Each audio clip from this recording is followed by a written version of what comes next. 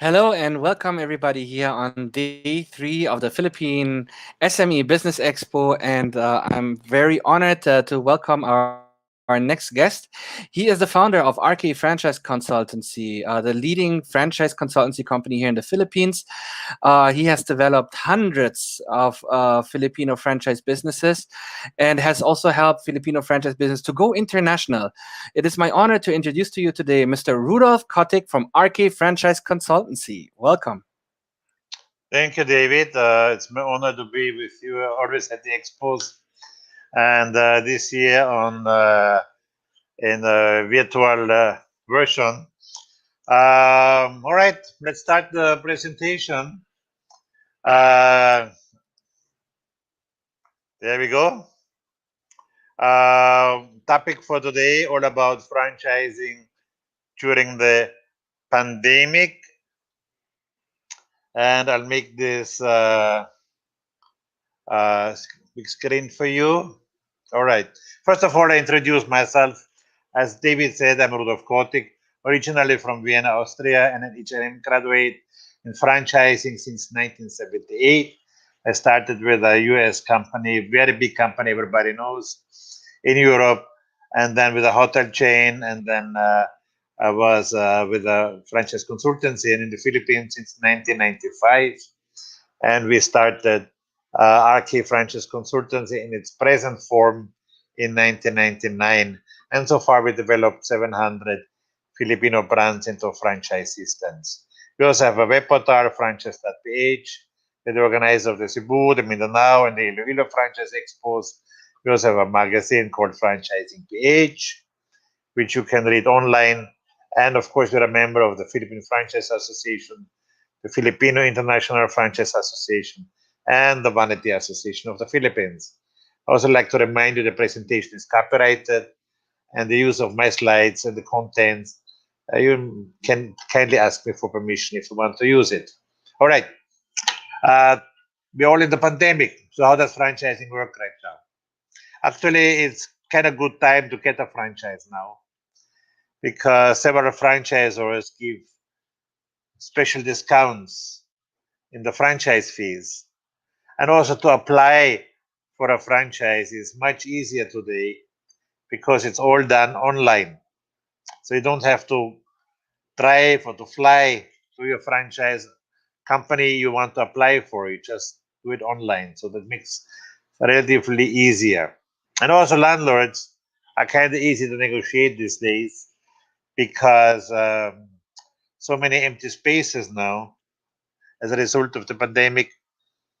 So a lot of landlords understand that actually, and they give special rates on the leaseholds. Unfortunately, also during the pandemic, a lot of franchise scams are in circulation, even until today. A lot of franchise scams are in circulation. So be careful how to detect a franchise scam. If it's too good to be true, if it's unrealistic promises, if all the contacts are via cell phone or via Facebook only, because it's very easy to change a SIM card or to simply delete a page or an account, all right? So they should have also landlines. If they want the money upfront before any agreements, if the franchise contract is only 1 year long or for 2 years, the agreement term, and the contract is only a few pages. A serious franchise agreement has more than 20 pages, okay? Also, if they don't present you with the franchise disclosure information, which is required from the DTI, or if they have no trademark registration from the Intellectual Property Office, and if they're not a member of any of the three franchise associations, we have three in the Philippines in alphabetical order: AFI, FIFA, and PFA. The problem is no government agency will help you if you're victimized. You can have a franchise check from us. You can email us at info@franchiseassociation.biz if you want to find out if a company is legit or not. All right. The good news is we're working right now with the TTI on legislation for franchising.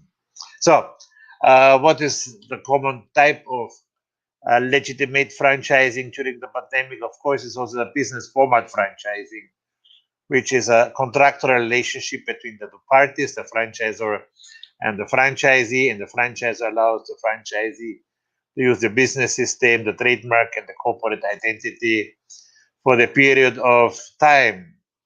And the franchisee purchases someone else's experience, expertise, and method of doing business and does not have to go through the pain of a new startup company. And this is what I'll explain you now.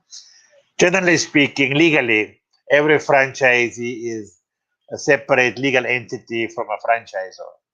So they all have to get their own TTI or their own SEC papers, okay? Also with the LGUs, for the business permit, every franchisee is independent. And of course, the franchisor controls the products and the services that the franchisee are permitted to sell. So you cannot just add products or take out products. Also, the franchisor controls the operating assets, goods, and services, what is utilized by the franchisee through what we call a procurement program. A procurement program is the list of the authorized suppliers and supplies from where a franchisee has to purchase. Then we also talk of a grant of exclusive or protected territories. So where no company outlet or franchise outlet will be established. In franchising, we also talk of an exclusive relationship, meaning the exclusivity goes that the franchisee is not allowed to have any business which is competing with the franchisor. And of course, franchisee secures their own outside locations. So what does a franchise provide? The system standards, the use of the trademarks. System standard means the way the franchisor is operating. So there's no difference. Second, the use of the trademarks. The experience and the wisdom of the franchisor. Every franchisor has to provide an extensive operations manual. Good operations manual, what we provide, for example, are at least 400 or more pages. And then training. Training per se is part of the franchise fee. What is not part of the franchise fee is going to the training or the allowance for the trainees. How long a training takes depends on how complex a business is. Then the site selection assistance. This is where the franchisor will inform the franchise applicant on what kind of locations they should be looking for. Sorry. And once the franchisee found a location, the franchisor has to approve or disapprove it. Then, of course, provides the store layout, and then in some cases also construction supervision, especially with big construction sites requirements. But most franchisors don't need it. And then, of course, also exclusive territory where no other franchisee or franchise or company outlet will be established. Usually, the exclusive territory is very small if it's a convenience store or a bake shop because they cater mostly to pedestrians. If it's something what caters more to the motoring people, then it can be a bigger radius. Or if it's in a mall, the mall itself can be a radius. Then the procurement programs, the list of the authorized suppliers and supplies. Then the opening assistance, very important that the representative from the franchisor is with the franchisee during the opening of the franchise outlet.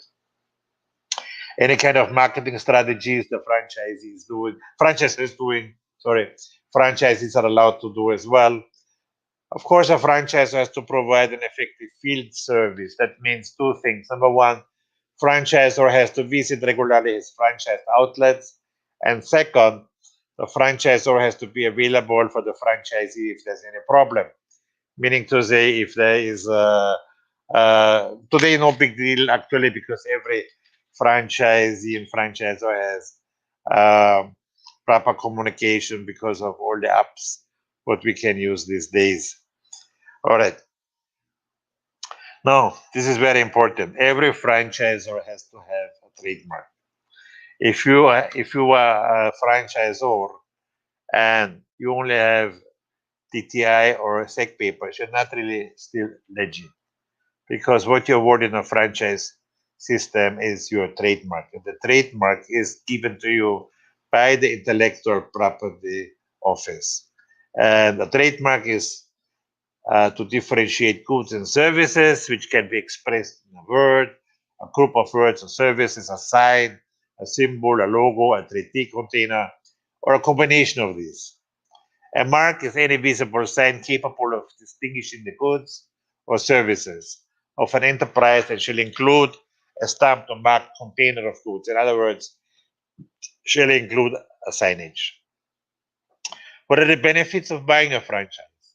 First of all, you receive a proven profitable system for doing business. Second, the branding. Branding always starts at the local level. Once then they become regional, a national brand, and probably an international brand. As long as the franchise is still on the local level, it's actually the cheapest to obtain it. The stronger the brand, the higher the franchise fee. And of course, also among my clients, more than 30 of them have already franchises outside the Philippines. Definitely, it's a less risk to get a franchise than to start it independently. You can advise in a franchise system, you're never alone. And of course, you can start it up faster than as independent business. Among the pitfalls in franchising is, of course, if you are a franchisee of a franchise system which was not professionally developed. Some people want to save money, so they do it by themselves. Of course, they don't know what they're doing, and then they're screwing up. Same if your franchisor does not provide training or has no operations manual, or maybe only a 10-page manual, which is a joke. Uh, and of course, also if you side with a franchisor who doesn't have a trademark for the business, because it's very dangerous. If anybody else has a trademark, they actually can harass you or sue you even for trademark infringement. So make sure your franchisor has a trademark if you want to buy a franchise. And then, of course, the legitimate drawbacks of franchisees that you have to pay fees, that they are forced to buy from the franchisor sources, that they have to respect the norms attached to the concept, especially the quality standards and the obligations to follow the concept and operational standards. So if you're an egocentric personality, it is suggested you don't get a franchise. So how to select a franchise? Examine the opportunities. We have more than 1,500 franchise opportunities in the Philippines. But take your time to select the right one. Don't always listen only to the sweet talking consultant who tries to sell you something. So it costs money, all right? Cost of investment. Nobody gives you a franchise because you're cute. You don't have to be an expert in what you want to entail. As long as you like doing that, if you have an interest of doing it, so no need to have any experience in this kind of business. More important is that you have the right location for that business. Location is very important, particularly in food or in retail. Once you found something, you check the background of the franchise and the franchisor's support. You can do that by asking existing franchisees. And then you analyze and evaluate before you decide. Most companies ask for royalties, which is understandable for the following reasons. First of all, for the continuation use of the trademark, for the continuation of assistance by the franchisor, for the franchisor to be there whenever you need the franchisor. And of course, it's always payable monthly. And if it's a royalty, based on gross sales. Gross sales means total sales minus taxes. So how much royalty usually is charged? In the retail business, quite often there is no royalty. If there is, all the merchandise comes from the franchisor. Drugstores and big shops have the least royalties. Food and restaurants have between 3 to 6%. A lot of the vanity sector franchisors, salons, spas, they don't have royalty. They have a monthly fixed, what I call the continuation fees. And this became actually standard in the Philippines to use continuation fees. So it's a fixed amount every month, the same amount. The education sector has the highest royalties. because they are the only sector also who has no renewal fee once the franchise is to be renewed. So, what are the mistakes of franchise buyers? Some believe they don't have to work anymore, just collect money. The more hands on you are, the better you're off, unless you are a partner of a co ownership program. But then also there you have to be careful who is operating the co ownership. Underestimate the requirements. Don't expect too much from your franchisor. A franchisor is not a babysitter who holds your hand 24/7. Also, some people wants to make shortcuts in the construction. Usually they get caught and then they spend more. Also, joining a bandwagon. If you join a fad only lasts 2 years maximum.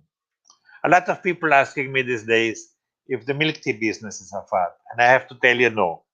The milk tea business is here to stay because a lot of my clients in that field made actually more money during the pandemic than before. Also, a lot of Filipinos don't want to be the first franchisee in the system, which is wrong. It's good to be the first franchisee. Because if you're the first, you get the TLC treatment, and also you're getting the franchise much lower than if you're the 10th or the 100th franchisee.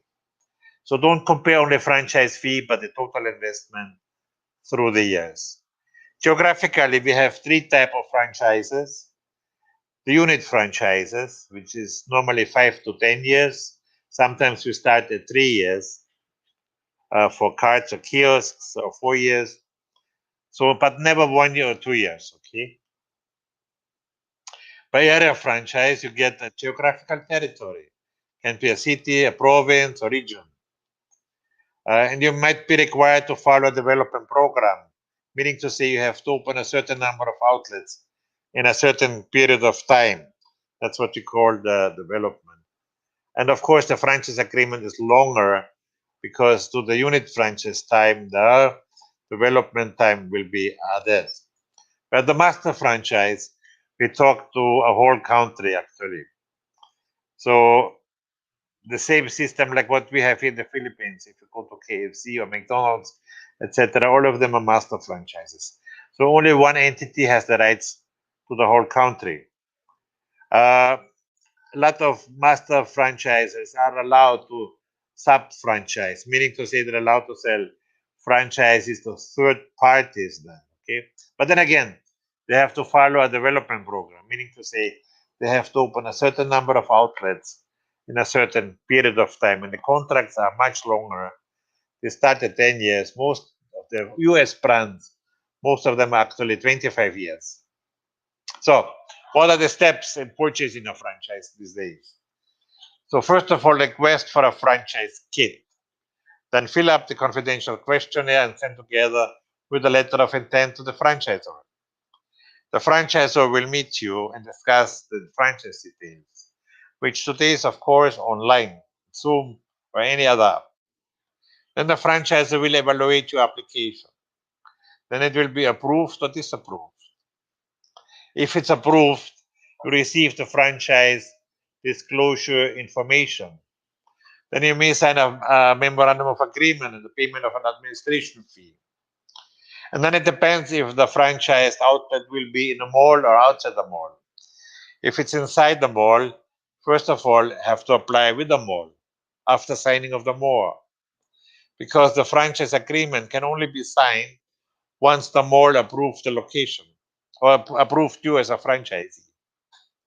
All right. So when they give you the lease offer, that's the time you can sign the franchise agreement and pay the franchise fee. Outside the mall, it's simple. The franchisor can take a look at it and approve it or disapprove it, and then sign the franchise agreement. Then set up the franchise facility, undergo the training, receive the opening assistance, and have your grand opening. This is the franchise disclosure information, what I told you, which is required from the TTI and the Bureau Order 1024 of 2010. And that includes the company details, the menu, the services, or the product versus prices, the initial investment for the franchisee, and the projected P&L, a copy of the trademark, also the association membership, a list of the company and franchised outlets, and a copy of the MOA and the franchise agreement. So this is given to applicants who have been approved as a prospective franchisee. Now let's talk about, is your business franchisable?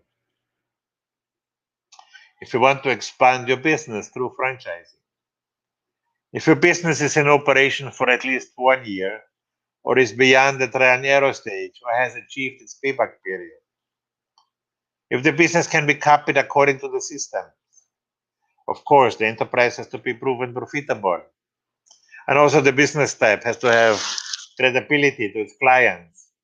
And there has to be a need for this business in other places. So don't franchise your business if you don't have a prototype. Or if you, because you need at least for three reasons, one outlet. First of all, to show it off to prospective franchisees. Second, for training purpose, and also for research and development purpose. So if your business is failing, your franchises would sink along with you. So it's not really a good idea to think that franchising will rescue you.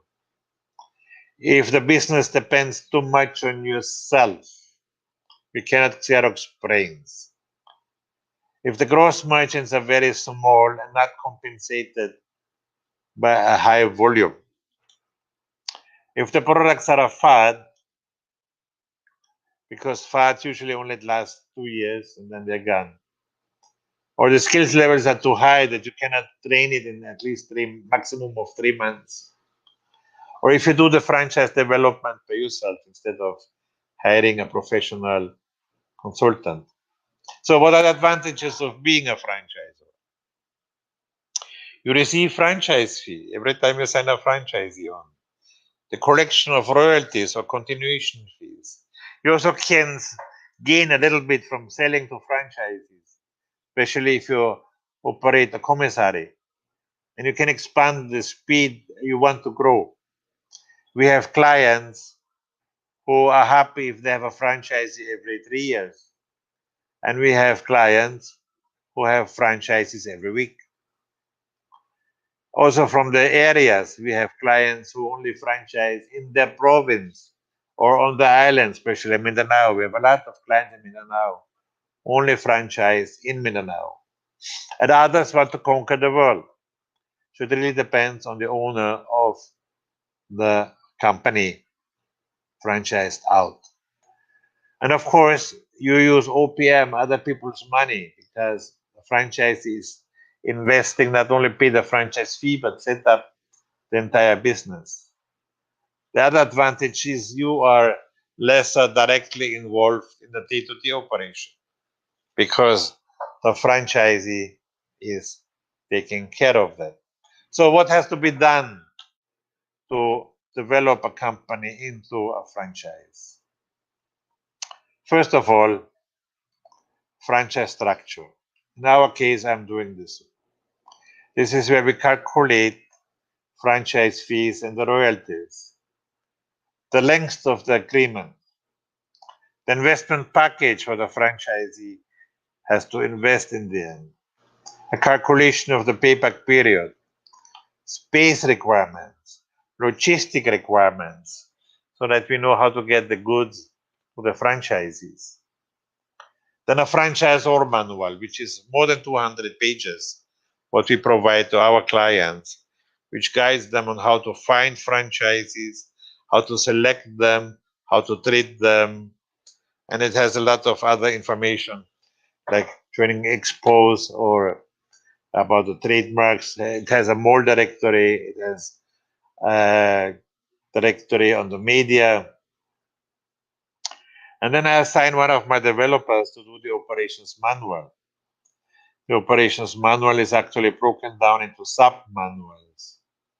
So one for the pre-opening manual. Pre-opening manual means all what a franchisee has to do before they open the business. Second, the administrative manual. So all about the hiring of employees up to firing of employees, and all about the money. Then the specialty manuals. By specialty manuals, we understand, let's say, like if it's a restaurant, the kitchen manual, or if it's a salon, the service protocol. So whatever it is. Then the operating standard manual, the operations from morning of opening until closing in the evening. Then a training manual. Then forms and reports. We usually come up with a lot of forms and reports as well. Then the whole legal documentation, franchise agreements, memorandum of agreement, agreement with landlords, guarantee and assumption of obligation. So the agreement with the landlord is a tripartite agreement between the franchisor, the franchisee, and the landlord.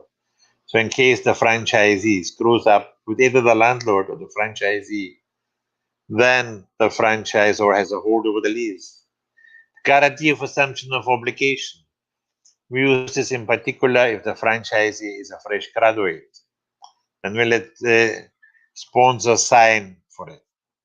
The transfer and release agreement in case the franchisee sells his business. Then it's between the old franchisee, the new franchisee, and the franchisor. And of course, also area franchises. So if you award a geographical territory, as I said earlier, or master franchise, if you award a whole country to a franchise. Then marketing wise, you need the franchise brochure, the franchise marketing kit, which is the brochure is actually normally printed because it's given away in seminars, it's given away in live expos, etc., events. The marketing kit is usually not printed but sent as an email attachment, which is more extensive, which has also the application form for the franchisee. And of course, also the franchise disclosure information, which is required from the DTI, and the franchise website. Particularly important for the OFWs because they are fond of buying franchises to invest the money or they earn abroad. So it helps to have a franchise website as well. Alternative forms to business format franchising is a licensing arrangement. By licensing arrangement, we don't have 100% uniformity, unlike in franchising. In franchising, everything is 100% uniform. From the looks, from the ambience, the products, everything is 100% identical. In a licensing arrangement, we only concentrate on the technology. So transfer of technology limited to a certain task or way of doing business. So not the whole McCoy. Also, sometimes we package it like a franchise, but legally it's a dealership. We use the system in particular with the gasoline stations and the car businesses. You see, like we developed several gasoline stations like Phoenix Petroleum, Powerfill, Mars Fuel, Flex Fuel, Blue Energy, and one in Samar by the name Nitro Fuel. So, in latest, sorry. They are packaged like a franchise, but legally we call them dealerships. And then, of course, we have also the distributorship, which are much lesser controlled than franchising. And in distributorship, we usually have a two-layered operation. So the company awards the distributorship, and then under the distributor is usually a second layer on reseller. So to go deeper into the market. So this one is also a possibility what we can do for people who want to expand. The distributorship we usually use in the cosmetic industry. So companies like Dr. Alvin or Oroderm or Alamira or Cloud 633, all of them are into the distributorship business. And the future of franchising, to end my seminar, definitely not a fad, practiced for the last 150 years, growing by 150% franchise a year in the Philippines, not counting all the scammers, but it's the serious ones. The best way to expand a business is through franchising if it's properly developed, and also the growth is properly controlled so that everybody is doing well. And of course, if you have money and you want to invest it, the best way to invest your money is into a serious franchise. All right. So make sure if you buy a franchisor has a trademark, the contract is properly is long and at least 3 years so that you're not victimized. And they have an operations manual of several hundred pages so that you won't be victimized and in the unfortunate state of losing your money. To make sure of that. If you want to know more about franchising, you can have a copy, free copy of my book, all about franchising. You can request it. You can get in touch with us, and you can request a copy of the book, and we send it to you as a PDF format. It has more than 100 pages of knowledge. You can also visit our YouTube channel, RK Franchise. There's a lot of information materials about franchising. Also, every Thursday, and it starts in 20 minutes, the next episode, we have the franchise hour. So when you have time on Thursdays, please watch us at 4 p.m. at the franchise hour. Today, we have as guest Miss Christine Caballas, and we talk about the dog grooming businesses. And next Thursday, we have Mr. Jose Maxesay, the founder of Potato Corner, with us. And if you want to franchise your business, please get in touch with us. We are a franchise consultancy. So we're doing everything what you need to be a franchisor, from structuring the franchise, the operations manuals, the marketing materials, design, the legal side, development of the contracts and side agreements, the franchise disclosure information in accordance to the TTI Bureau order, a franchise website, franchise or manual, and also if you go international, the master franchising, or also if you have a brand from abroad you want to bring to the Philippines, we can help you also. And all other aspects of franchising. There's so many things we can do together. So give us a call at 8912-2946, 8912-2973, or on the globe 0917 874-3620, or you can email us rk@rkfranchise.com, or visit us on Facebook, RK Franchise Consultancy. And with this, I'm at the end of my presentation, and I hope you learned something about the franchise. I only had a limited time to talk about, but feel free to get in touch with you and we can discuss any topic about franchising as long as you wish to do so. And I give you back to Mr. David Aprilia. Thank you so much for inviting me and be your guest today and talk about franchising during the pandemic. Thank you so much, David.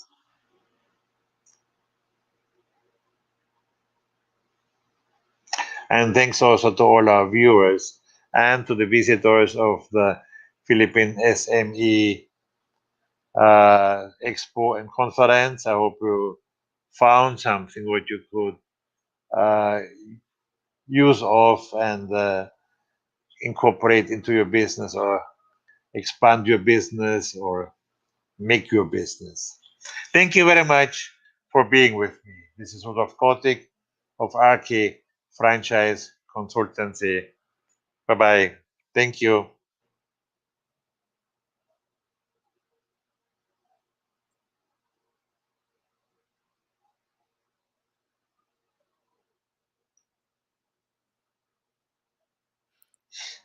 Thank you very much, Rudolph.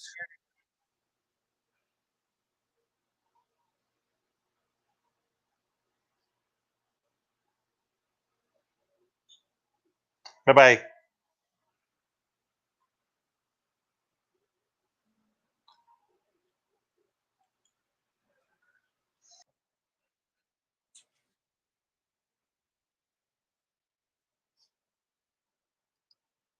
Thank you very much, Rudolph, for this wonderful presentation. So, if you are a business owner that is looking to franchise, to use franchise to leverage on your business identity and to grow your business, please get in touch with Rudolph Kotick. Or if you are an aspiring entrepreneur and you'd like to invest into a business, then he's also a wonderful person to talk to. Yes.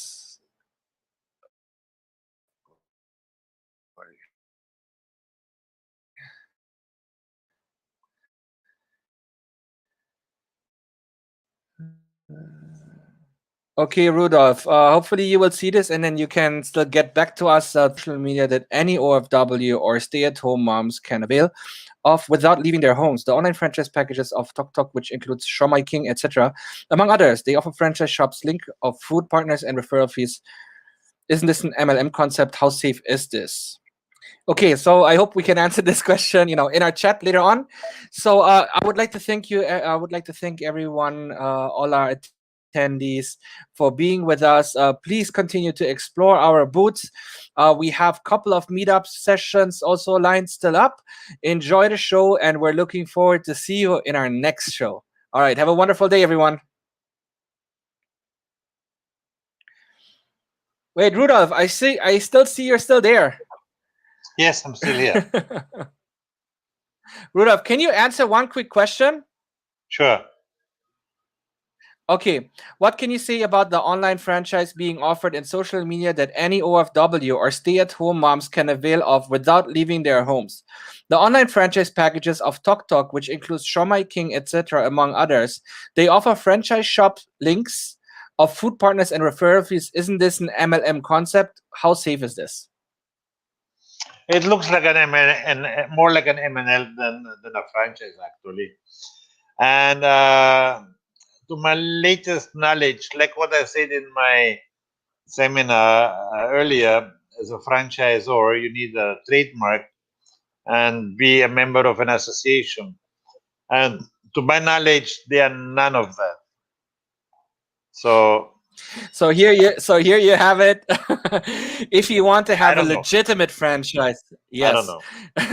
If you want to have a legitimate franchise where they have a legit track record and they're part of the industry, just check in with the Filipino International Franchise Association as well. You will have a great selection of franchise business there. Rudolph, thank you again and have a wonderful day. Thank you. Okay, bye bye, Same to everyone. you. Thank you. Bye bye.